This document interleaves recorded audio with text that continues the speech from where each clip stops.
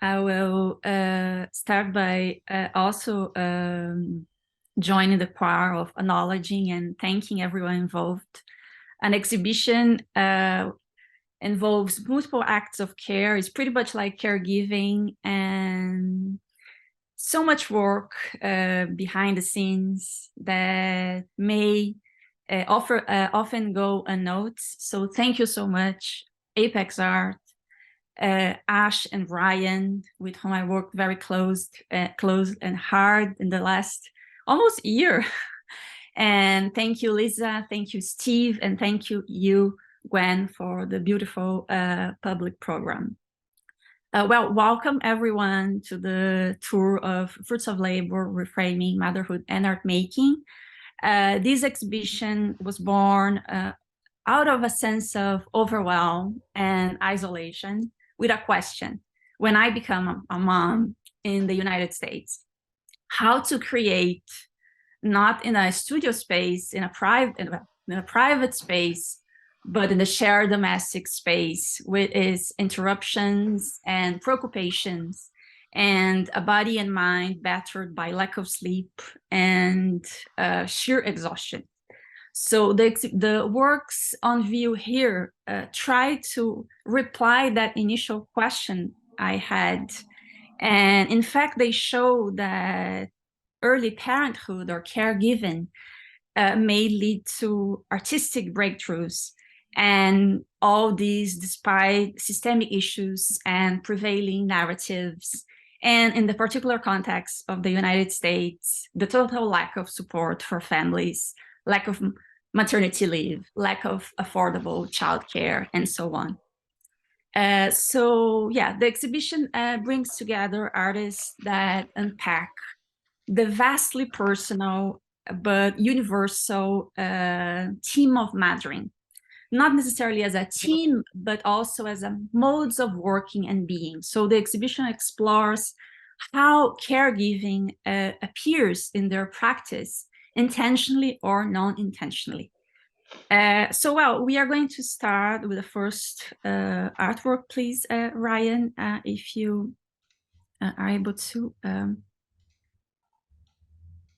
Yeah. So here we have Why So Quiet, Pink by Gabriela Weissenscher. And, well, Gabriela employs all the gesture marks that come from parenthood. So she uses a carving drawing technique.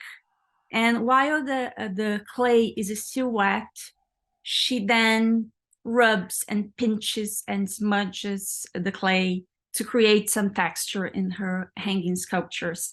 And these gestures are very similar to the way infants touch their mothers, which often leaves new moms especially feeling touched out or completely saturated with physical touch. And Gabriela updates the iconography of motherhood throughout art history. We see a lot of images. You know, the most conventional is the otherly face of devotion or serenity. These are the mothers throughout art history, and her mothers. On the other hand, they are the very face of the mental load, the maternal mental load. So you see, she is very worried, preoccupied. This is a woman that has multiple things on her mind. And well, we can move further to the space of the gallery. To now a poem by Ana Maria Maiolino. For those of you who don't know Ana Maria is a groundbreaking artist who is now more than 8 years old. She's from an older generation, and she just won, by the way, the Gold Lion of the Venice Biennial, and she's going to be honored by the biennial next year. She won the Gold Lion for her remarkable lifetime artistry.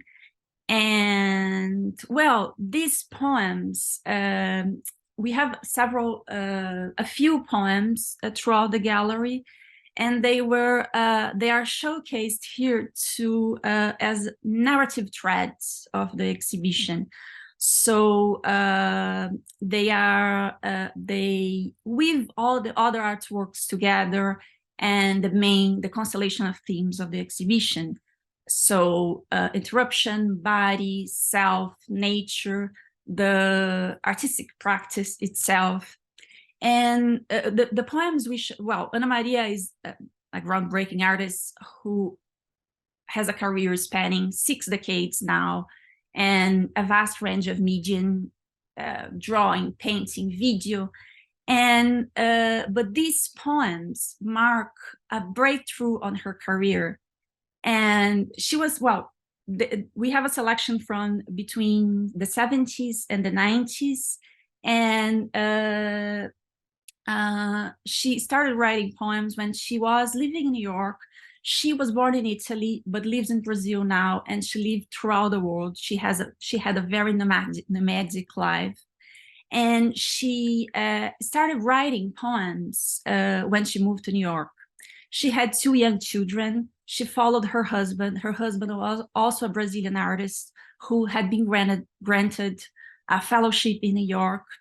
And she was then the main caregiver in the family. She had children 2 and 4 years old. So Elio Itzica, who was also an artist, Brazilian artist living in New York back then, urged her to keep a diary, to keep a record of existing.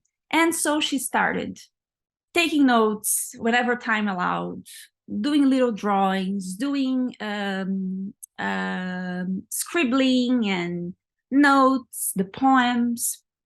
And these notebooks became the lay the foundation for everything that came next, all her projects. And she has a career that it spans all these 6 decades working with these topics, and these topics that she explored, she laid out in the notebooks from the 70s, are her main source. And she still keeps a practice of writing, because writing then in New York became a central aspect of her practice.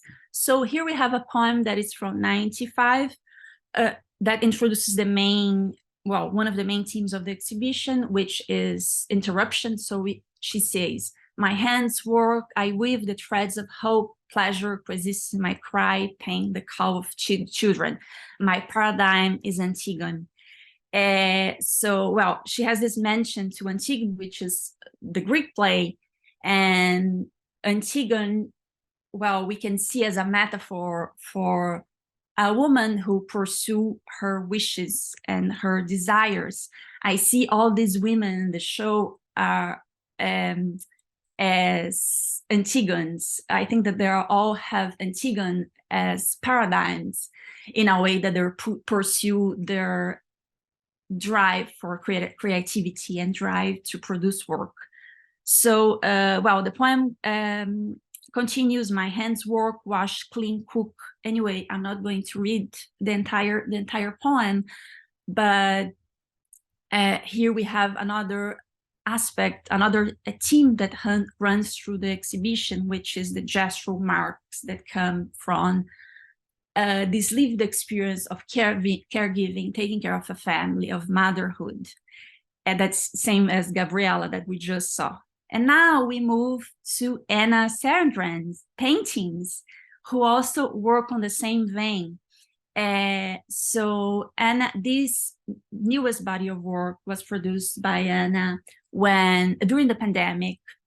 Like all women in the world who have children, she had to stop working. She had to interrupt her studio practice to take care of her child full time.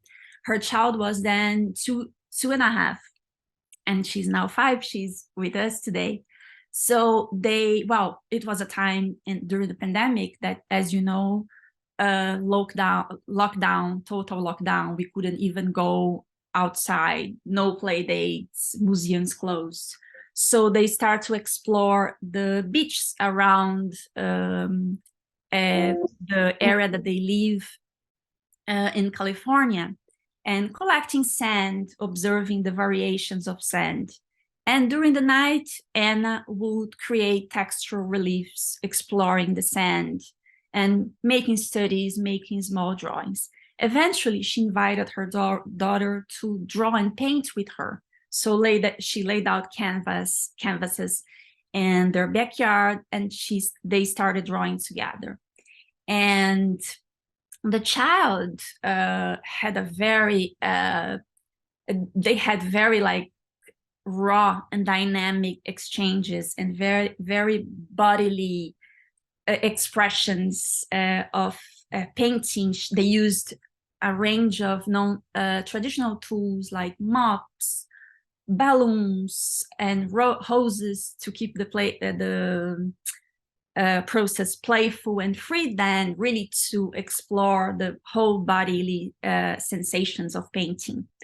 So, well, back in the studio, she then created the paintings that she used all these interactions and the physical and conceptual structure and work that she observed in the playground, in the backyard with her daughter. She started working to build this new body of work in a more of obviously by herself in a more meditative way. But these interactions were the main source of inspiration that Anna used to this painting. So here we have swell and slipstream. We have here, if you notice on swell on the right, you see the texture. The painting is heavily textured with sand, and the sand even extrapolates the frame. So Anna also, to create these organic forms, shapes, she draws a lot from, well, the landscape that surrounds her and also the human body, and creating these beautiful forms. We will see in other works in this exhibition these interconnectedness between the body and the earth, or in the nature, the landscape. So we can continue moving to the hands who paint, create, cook, bake, the clutter, organize, are the hands that also we can move forward. Ryan, please. To the hands of Gabriela Weissencher again, who piles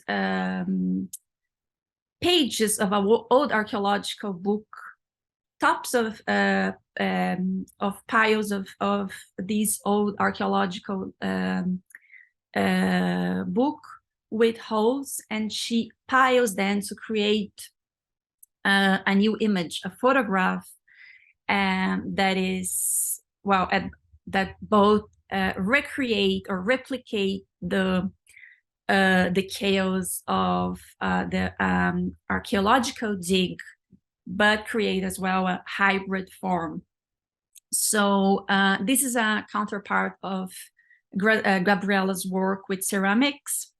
She has this series, ongoing series, working with archaeological images. And well, this image, this photograph, for me is the visual metaphor of what happens throughout this process of metamorphosis during pregnancy and early parenthood. It reminds me a lot of a poem by Alice Notley that says, well, I don't know, I don't remember the whole poem, but says something like, he is born Amandan, really showing how intimidating this metamorphosis can be, and how you have to organize yourself in terms of a new identity as a parent. I think that even though this work, it's not directly dealing with motherhood or parenthood or pregnancy, Gabriella was pregnant when she made it, and so that's an example of how pregnancy and motherhood, this new state of mind, can sometimes even unintentionally appear unannounced in an artist's practice. So we move now with Gabriella's work, we make the transition to the theme of self. Here we have another poem. This is a poem that Ana Maria wrote in New York City in 1971, a poem about the dissolution of self. She's talking about, not in particular in the context of motherhood or pregnancy, she's talking about the dissolution of self that happens in a marriage sometimes. And but she's referring to this me, you, me, this new body, this individuality that is lost, that is something that is experienced during this process of metamorphosis. And now we move to another work that thematizes the loss of self, or this mourning, this navigating this new context, which is Sarah's show, video Belly. She recorded this work is from 2019. And well, she's with this video, she messages her, this is a few days postpartum, so she messages her what is left from her pregnant abdomen, and she's kind of trying to figure out who she is now. And this video references a seminal video in art history, which is Mary Kelly Antepartum, in which Mary Kelly also messages her body. She was pregnant then, and she touches the body, and the babe moves, the babe kicks. So it's a clear reference to this seminal video. But also, well, Sarah is also drawing from sci-fi tropes and this idea of mysterious gestation and arrival and otherness, which are feelings that are very heightened throughout pregnancy and early motherhood. She also is very influenced by the experience of looking at her son through the video camera. This was made through the video camera, which is a very creative use of medium. She recorded the baby camera, the baby monitor with a camera. So it's a very creative, it's a new media that she's exploring, using the baby camera to produce art, and drawing on that experience, all these references, but also drawing that experience of observing her child in a way that it's, observing a child in a video camera is an experience that is once soothing, but also anxiety inducing. So she's underscoring all these feelings and the shifts that come with it. Yeah. So, well, now we move about thinking about again, thinking about this idea of the body as a site, the body as a landscape. I would like to go to Koyo, photograph. This is part of a series. The title of this photograph is Holding Up the Mirror and Gathering Roots. And here we also have this idea of the body like a landscape. Well, the body literally is in the landscape, because she photographs the naked bodies and their skin in close contact with the rock, to just point out to this idea of intersectionality, body, earth, which is idea that we saw very present in Anna's work, when she had that painting swell, for example, who might refer to the swell of pregnancy, to the swell of early motherhood, but is also the swell, like the waves. So this interconnectedness between body and earth.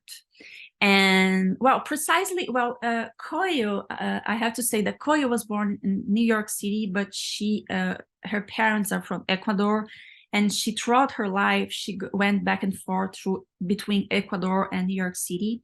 She comes from, her family comes from the native lands of Ecuador, and she has a work, a practice that is very rich in terms of exploring very different media. She has a work with sounds, but she also here she is she's drawing from Amerindian mythology. Well, we have this story, this narrative in Amerindian mythology, but this in other cultures, across cultures as well, this idea of a woman, 2 million years old woman, who is our primal ancestor, is from where all living things emerge. So the painting, these women are supposed to be our primal ancestor, and we have here our primal ancestor in connection with the nature, and time and memory, collective and personal, are brought together in a way that we embody all these experiences as women, as human beings. We have this body who connected us with earth, but also the multiple experiences of other women who came before us. So with this idea of time and memory, we pass through another poem of Ana Maria, who showcases the idea of passing time, this idea that time is so fragile and so runs throughout our hands, and mortality as well. So this poem has two major ideas: the idea of the passing of time and mortality. So now we are here in another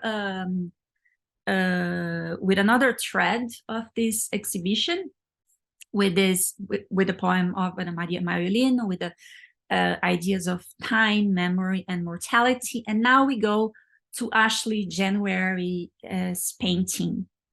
So this painting comes from, it's a body of work in which Ashley grapples with the experience of being a survivor, having the traumatic experiences of surviving eclampsia, the experience of a preeclampsia, and almost that experience when she gave birth to her baby boy. And she takes the stance of a storyteller to tell stories of other women, other Black women who, like her, went through this experience of traumatic childbirth and delivery, almost that. This is actually a problem that is particularly serious in the US. Almost 80% of deaths in childbirth, in pregnancy and delivery in the US are preventable. And Black women are 3 times more affected than white women. These are official data from health authorities in the US. So she takes this stance of a storyteller to showcase and propose a call to action, that why so many women still are dying in this country, who is supposed to be one of the wealthiest countries in the world. So, well, the paintings actually, the paintings have, even though they are showcasing, they are talking about a deadly theme, they are talking about death, they have this they have a very warm,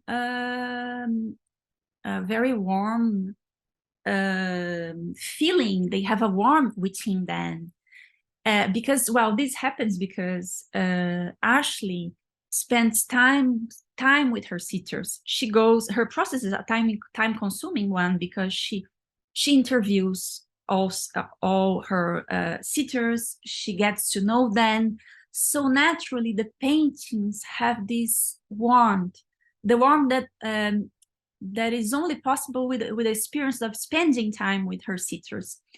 And she also, I think that the paintings, besides warmth, they also exude a certain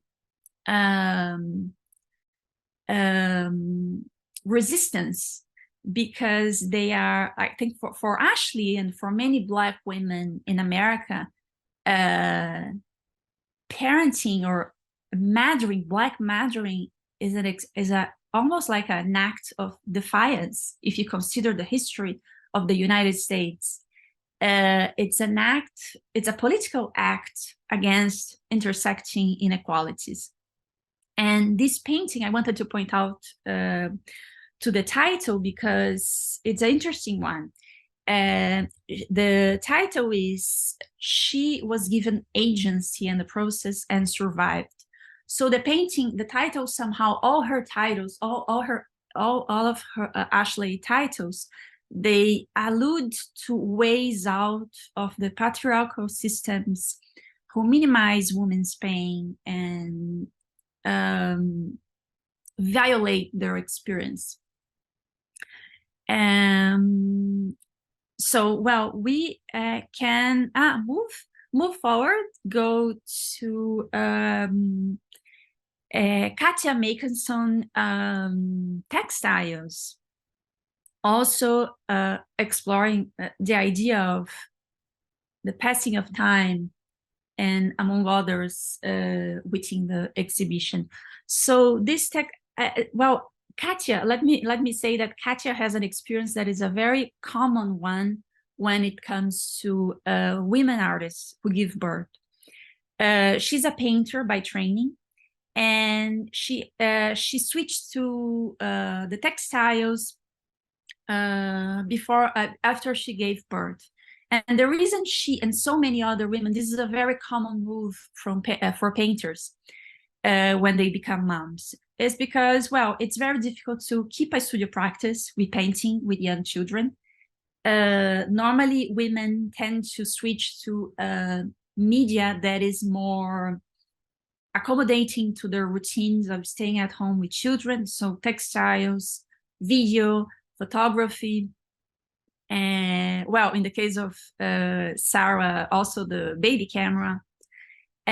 So, well, these are textiles that she makes. These textiles not to transitional objects, and they are made with basically two materials. Well, basically one material, objects found around the house.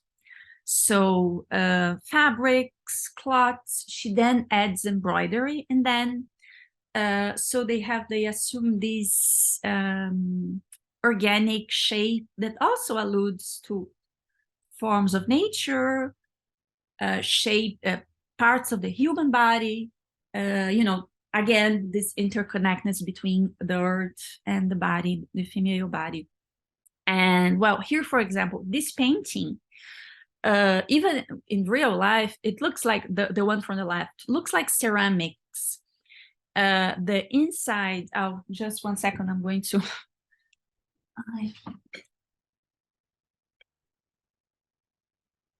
sorry, just to my battery charge me. Sorry. So this painting, as I was saying, this painting from the left looks like ceramic. And if you look very closely, very attentively, is in fact cardboard that she painted and added all these textures.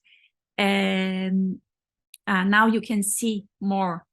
You see, it's a cardboard that she painted and almost gives this texture of ceramic, but in fact, it's a very humble material cardboard.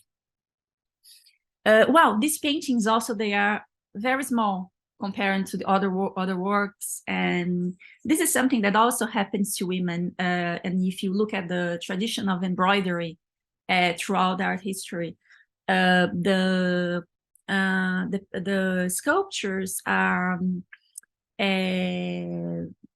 smaller, small size, easily transportable, and well, they are they are art of a domestic scale that is historically associated with women and women in the arts. They are also, here there's an element of Katja adds nods to her family history as well, because she often jokes that, well, these are small paintings that fit in the suitcase of the immigrant artist. Then alluding to her family history of asylum to the US from the former Soviet Union. So from Katja's make and sewn textiles, we go to Graziella Skun's small daycare. This is an iteration of a work that was presented at the Documenta, of the Castle Documenta. And well, was adapted to the rear space of the gallery. It's much smaller, but the idea here, the main idea that I wanted to bring this work is to create an environment that is inviting and welcoming to young children. I think that this was never tried in any gallery space, nonprofit or for-profit in New York City. But this is the gallery became entirely child-friendly.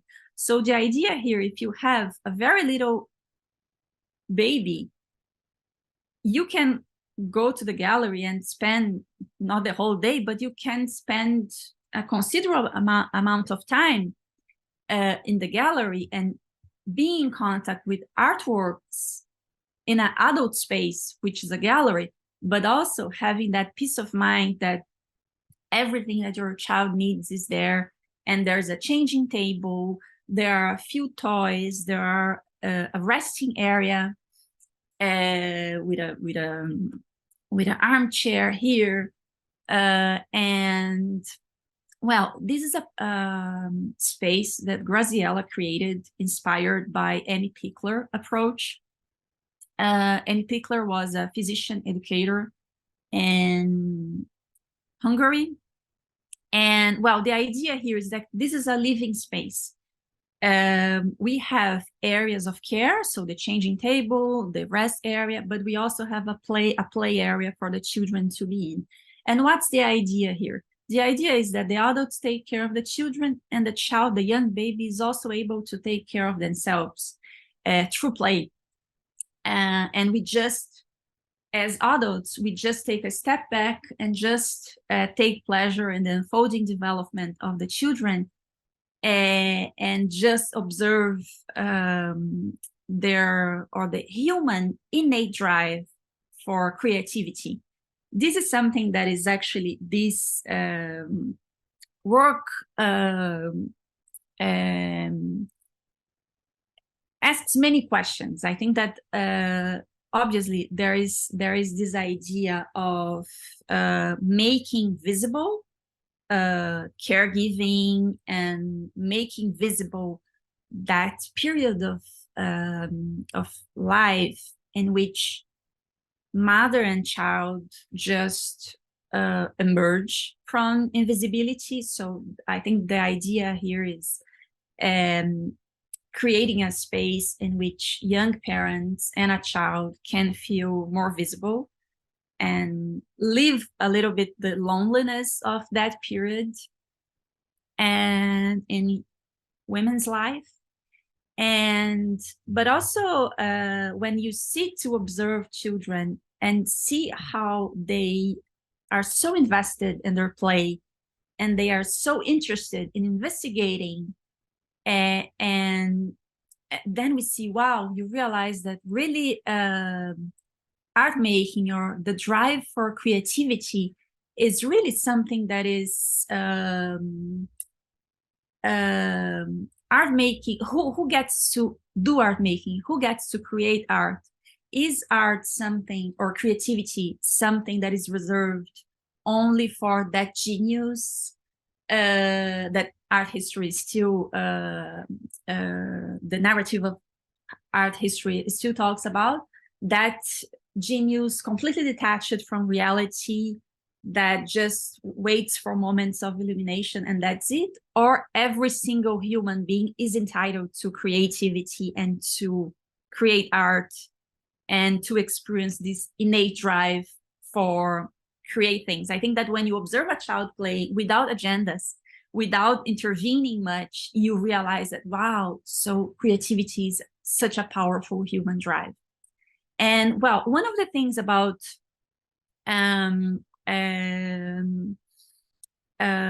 so well, these are artwork, a few things that I wanted to comment.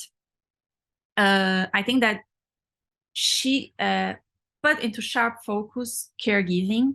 Caregiving is something that is has come to be seen, regrettably, as something that is naturally female, therefore underpaid and undervalued. But caregiving is, in fact, something that is extremely influential, creative, and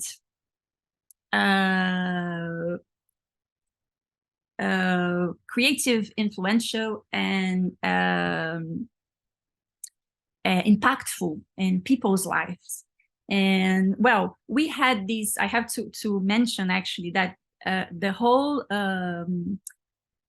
structure of this work that we are presenting in New York, the whole collection and the whole materials came from Anna Ruth Myers, who generously shared with us not only her personal belongings, but her expertise in setting up the space. So thank you, Anna Ruth. I already thank her, but just to make sure that reiterate my thank you. And let's talk a little bit about the pictures then. We have a few pictures here. These pictures come from, well, were made by Marianne Reisman. She's a photographer from the, she started her career in the 30s with Amy Pickler. So she drew a lot from Amy Pickler's approach on children. So her pillars were self-initiated play, autonomy of the children. So she drew a lot from these pillars to create a style that is still highly influential. So when you think of child photography to this day, in advertising and social media, the pictures that are like, the pictures often favor playfulness and spontaneity, and this is something, a legacy that we this woman created. This woman who remains very little known in the United States and throughout the world, but she created this language, this photograph language that puts in focus the playfulness and the autonomy of children and spontaneity of little acts of children's play. So just wrapping up a little bit of the play. So here we have a few scenes of the orphanage that Amy Pickler created, and to which Marianne Reisman had full access and would allow her to make these pictures. They are both from Budapest. They were working in Budapest. And here I just wanted to point out this painting in particular of this girl, little girl, playing with all her body. You note how her body is so engaged with the play. She's so invested in her investigation, in her drive to be creative.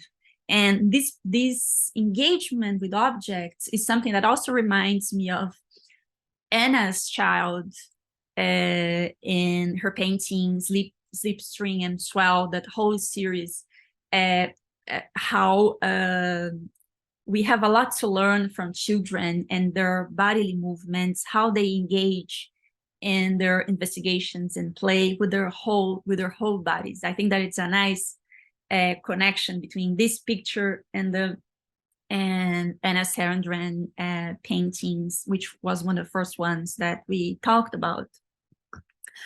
So, well,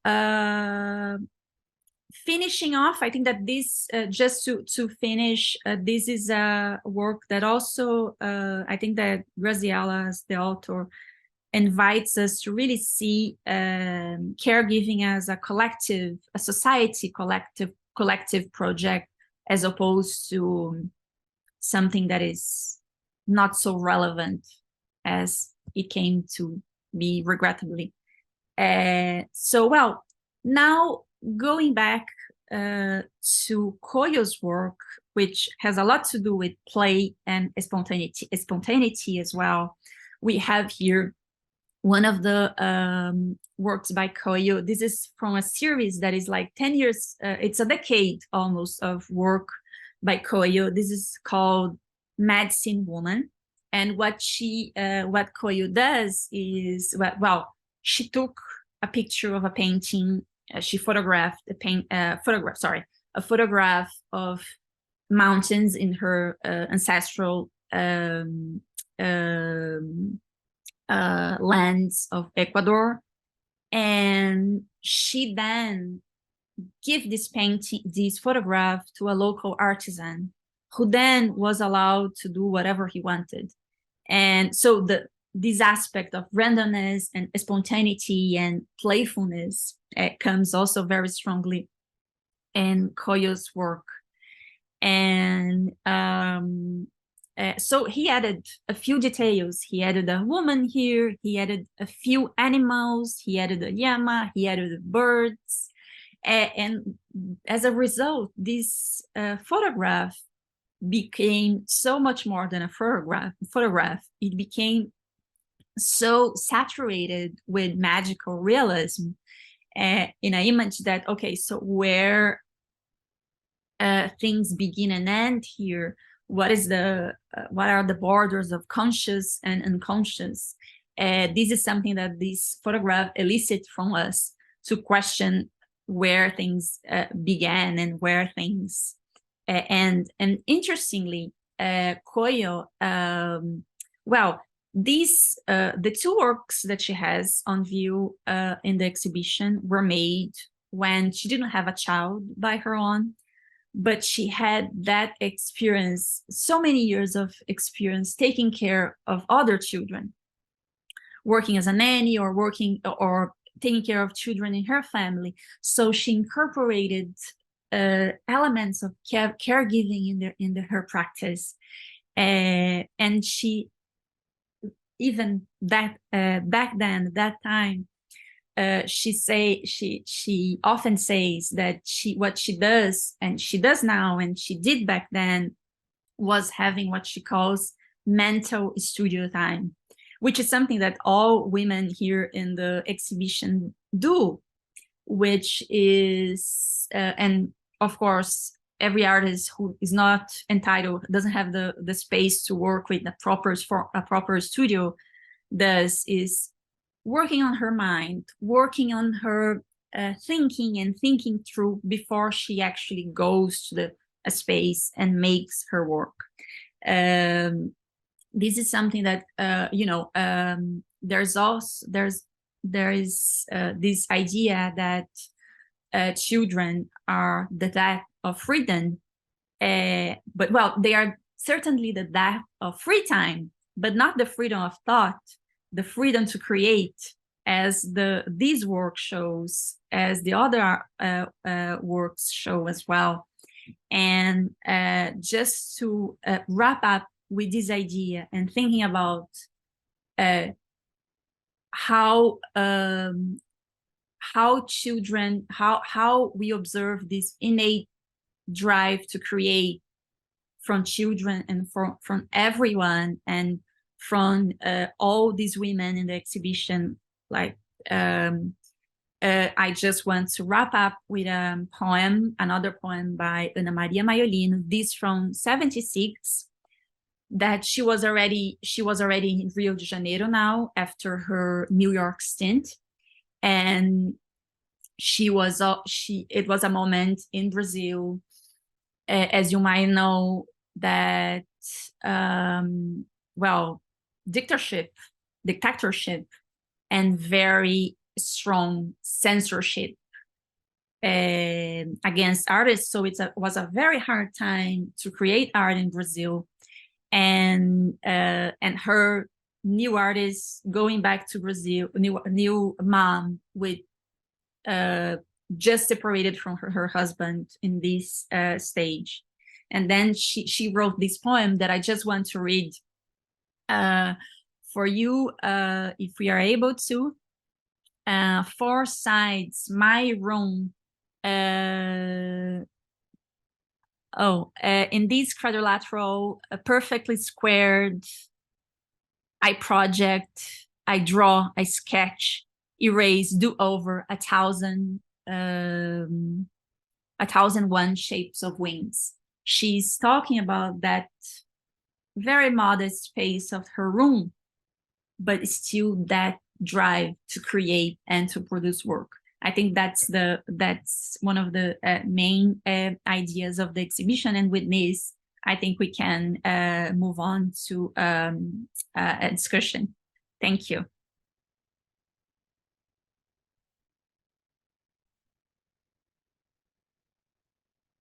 Wonderful. Do we have questions? Let's see. Well, I have several questions. Sometimes it's good to give people a few minutes to ask their questions. Well, that was such a wonderful tour. Thank you so much, Bruna. I've been here at Apex Art watching the exhibit get installed and stuff, but I feel like each time I learn, sort of another layer is revealed of your sort of thoughts behind the artist process and how that sort of interacts so deeply with their experience of childbirth and caregiving in those early months. I was wondering, it's such a, you have several, you're originally from Sao Paulo, is that correct? Yeah. And you have several Brazilian artists, but then you also have Ashley, who's American, and Koyo, it's a very international group, some of whom have immigrated here. Yeah, so, most of them are based in New York. Actually, well, with the exception of Ana Maria Maiolino, Graziella Kunsch, Ashley is from Chicago, and Anna is it's from California. Right. But they are the others are based in New York City or surrounding New Jersey too. And you also mentioned sort of the American sort of lack of support for motherhood. So I was just curious about how the exhibition came out of, or you found yourself speaking to sort of translations of motherhood across cultures or across, political, cultural expectations made by a society or state. If you could speak a little about that.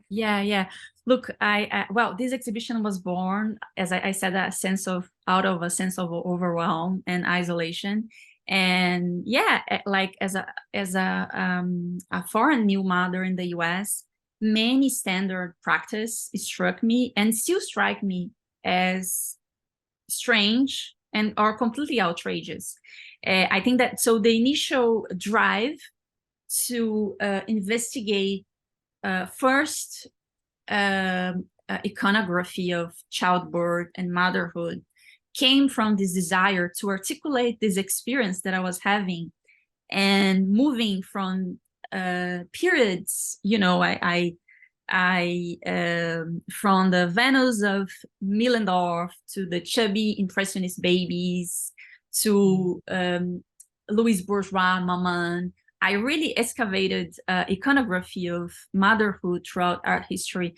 And when I start to think about contemporary artists, the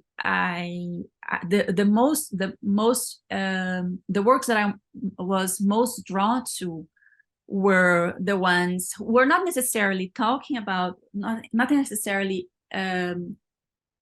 using motherhood as a theme, but the mode of work of motherhood was there. There was something underlining that was interesting and that was worth to investigate. No, I think so. I think that, for example, Anna Sarandran, Gabriella's work with the collage, Coyo as well, and the poems itself, all the poems by Ana Maria Maiolino, they are not talking about motherhood directly and intentionally, but that mode of work is there. That mode of work that is actually like a very particular mode of work. It has a certain rhythm. It's the NetLand studio time, is the interrupted focus, the interruption. I think interruption is one of the main themes of the show, which we tend to see as something negative, but throughout the process, I actually started to framing it, oh, this is actually very positive, because as I'm being interrupted, I have the chance to reconsider so many times the same topic. And Koyo also says that with her idea of mental studio time, it's because she gets interrupted so many times that she has the chance to have that internal, that inner dialogue with herself about her artwork. So yeah, the lack of resources, I think also, you see Sarah's Shaul using the baby camera as a medium, and Katya making some too, using materials that she found around the house. And yeah, I think that that was it. And early this, well, I actually wanted to add a little a piece of information about Ana Maria Maiolino, because I didn't say her poems really, for me, they are, well, threads of the show, but they also Ana Maria Maiolino is an older artist from an older generation, so she's here like almost like a Greek choir in a way, because she's commenting on the artworks of the other artists. And look, the themes are very similar. So here's a woman, an 8-year-old woman, a more experienced woman, and then there's this young generation who is struggling with the same thing. So we have 50 years of second wave feminism, and we are still there struggling with the very same issues, like as one of the thinkers that I used as a reference, says, Andrea O'Reilly. She says that motherhood is the unfinished business of feminism, and this is so right, because we see Ana Maria Maiolino, who is now more 8 years old. She's almost like commenting, and the struggles are very similar. The struggles of a woman who, like an 8-year-old woman, are the similar struggles to the struggles of this new generation. Right. Okay, let's see. It looks like there's a question here from a viewer. Was there an intentional decision to leave the artist names off the wall to emphasize the collective experiences? Oh, I think that's an interesting question. You can read that way. Well, I can speak. Maybe you want to compliment Gwen, but at Apex we don't use wall text, precisely to democratize the experience and make sure that artists have the same exposure in a way. So yeah, it's certainly a way to emphasize this collective experience as well. With this, the theme of motherhood, it worked very well. it worked. Yeah. Right. It reminds me a little bit of what you were saying in the previous comment, sort of the kinds of making that emerge with the time. And it's such a sort of I feel like the modes in which we experience art, the modes of successful art imply lots of time, you know, ambitious projects that are monumental, as opposed to these smaller, continually revised, continually reworked or collaborative modes that are being emphasized in this. Yeah, absolutely. Yeah, I agree. Yeah. Yeah, thank you for the worksheet. Ryan, the worksheet has the credits and the names of all the artists. We actually have two collaborative pieces in the show. One is by Koyo, who, as I mentioned, collaborated with a local artisan who made the drawings. And Graziella's Kunsh Small Public Daycare is also a collaboration that involves a host of people. It involved Anna Ruth Myers, and involved Ryan, who set up the space so beautifully and so creatively and so resourcefully. Both they work together, and other people as well. So it looks like we might have a question from Maria Adriana. Is that correct? Did you have your... Yes, I would like to ask if you have explored the same theme and subject in between Latin American artists. Okay. Well, we have a few Latin American artists here. So Koyo is from Ecuador. Well, she was born in the US, but her parents are from Ecuador, and she lived back and forth from Ecuador and the US. And I invite you to know her work, because she's someone exploring and researching the ancestral knowledge and ancestral wisdom that comes from South America. It's a very inspiring work. She has like sound installations that try to recreate sounds that got lost. So she's doing this very interesting work. And I'll put her name here, Koyo, and her complete name is in the worksheet. So we have Graziella Kunsch, who is from São Paulo as well, like me. And Ana Maria, well, who was born in Italy, but lived this very nomadic life across continents and languages as well. So I don't have, but maybe, who knows? It's another project. Maria, you have to unmute yourself again so we can hear you.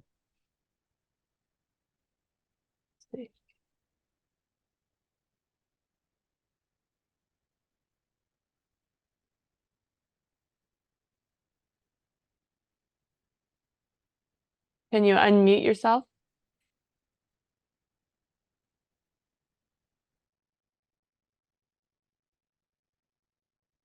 Oh, there you go. Yeah. Well, I think that is very interesting, your work, and also the idea of collaborative work with other artists. I think that can be very successful in the way the Latin American work, in a way. So to explore more this. Thank you. Thank you very much, anyway. And then we have Angela in the comments saying, thank you for the great presentation. Very inspiring works. I loved your look at motherhood as a process of work. I'd like to suggest the work of Maternal Fantasies, a collective based in Berlin, in a similar line. And that's funny, because I feel like I've always been thinking, oh yeah, this artist who works like this, you have to it's a show that really provokes kind of that sharing and absolutely. And you know this is a very small, our exhibition here, it's a very if you look, we have like 9 artists is a very small sample of the so many people working and producing very compelling work about motherhood, about caregiving today. We had a boom, actually, in the last 20 years, we had a boom of women and men as well, parents producing work that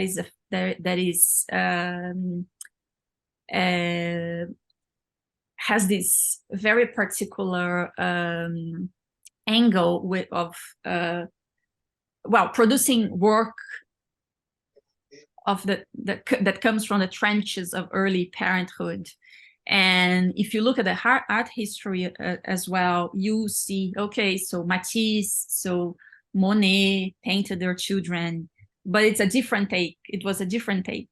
It was much more, it was more as a subject, as opposed to now how the reality of motherhood affect how you think about work, how you make work, and the access you have to certain materials or not. Right. And then Alexia says, thank you, Apex and Bruna. I'm an artist and mother working on similar themes in the Pacific Northwest, and I really appreciate your perspective. There is so much to this work, and it holds infinite possibilities for unfolding across different places and people's experiences. I'm reading An Artist and a Mother that came out with the Artist Mother podcast and the Artist Caregiver Collective Thrive Together Network. So it's cool to be accumulating these lists. I know I've been thinking about a writer I really admire, Sarah Ruhl. She, I believe, had one child, playwright. She had one child, and then she had a second child, but ended up having twins. So then suddenly she went from one child to 3 children, and she ended up writing a book called 100 Essays I Don't Have Time to Write, which was very much out of that process of where do I write? Where do I find the time? Yeah. And she says something very interesting, which is about identity and this loss of identity that women experience throughout pregnancy and early motherhood, that she says, I'll say, just paraphrasing, I don't know the exact quote, but I remember very vividly what she says is that, okay, so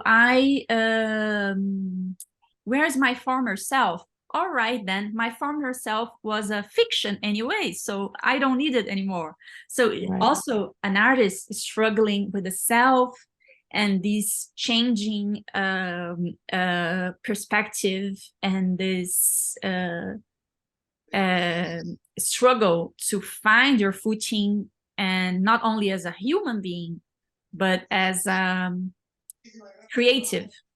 How we hold, her work talks a lot about this, how we hold this tension between motherhood and creativity, how these two converge in a way that is productive. And I think it's very productive. Of course, this exhibition came to fruition because of it. But it's wonderful that you reminded her and her ideas. Yeah. Well, it applies across discipline, these questions. Okay. Are there any final questions or hand raises, or shall we wrap up our Q&A? It's been wonderful to see so many people here at this curatorial tour. Yeah, if any of the artists want to share something about her her work or her views, is invited. We have a little bit of time.